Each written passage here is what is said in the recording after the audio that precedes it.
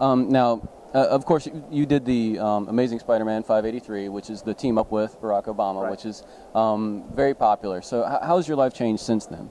Oh man, last year I've never attended as many comic book conventions in 1 year as I did last year. I got invited to so many different shows across the United States, probably did 6 or 7 in the States, maybe closer to 8.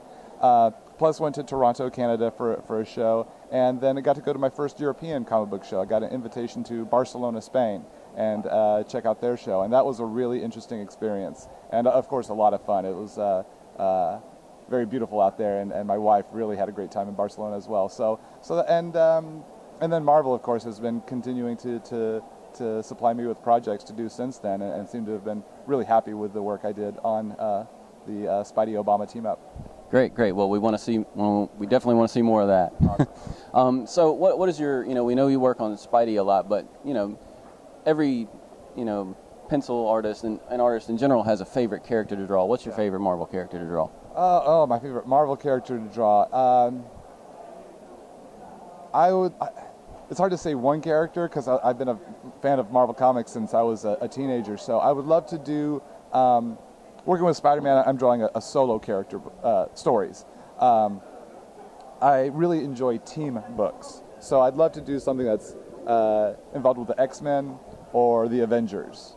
It's something where I get to draw a lot of different types of characters interacting with each other and fighting groups of villains or giant menaces. So something that has me drawing, Cyclops and Colossus and Rogue from X-Men, or something that, or Avengers-wise, Thor, Captain America, Iron Man, the big guys there. Yeah. That would be a lot of fun. That'd be something I'd really enjoy doing. Well, Marvel's recently rebooted Avengers, and they're going to reboot X-Men coming in July. So maybe there might be an opportunity for you to get in there. Hopefully so. I gotta see if I can get in touch with some of those editors, see what they got lined up, see if I can jump on board on one of those reboots. Great. Let's hope so. Now, you've worked with DC and Image, and you started with DC and Image. So how exactly is that different working for them versus working for Marvel now? When I was working for DC Comics, I wondered how different it would be working for Marvel. And then once I plugged in at Marvel doing Spider-Man, turned out my editor at Marvel was formerly my editor at DC. And the guy, the writer, Peter David, I was working with at Marvel, was the writer I was working with at DC. So it turned out the creative teams I was working with were the same ones I was working with at DC. So I really saw creatively very little difference. Really, so far from my experience, the main difference is the characters. Because that's really about it. The people I've worked with at DC and at Marvel, whether they be the same people or new people, we all seem to have a love for comics and wanting to put out the best products we can. So work-wise, creatively, there's a similarity there that seems to be, I haven't noticed really any difference. So that worked out really well for you. Yeah, as long as I'm getting to draw, cool superheroes and fun stories, then I'm happy. Okay, so I wanted to get your quick opinion. Disney now owns Marvel. So Disney itself has been doing doing comic books and whatnot on their own, and/or getting other shops to do comic books. Do you think that Disney might bring in their books into the Marvel, Marvel fold and have Marvel work on them for them?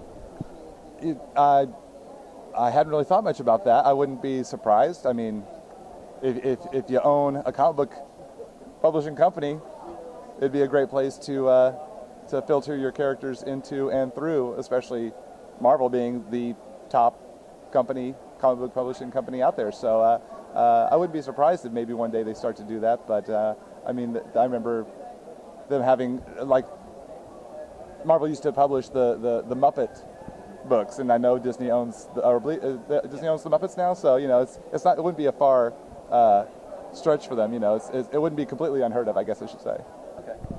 So real quick for our artist fans and whatnot, what are your favorite tools to use?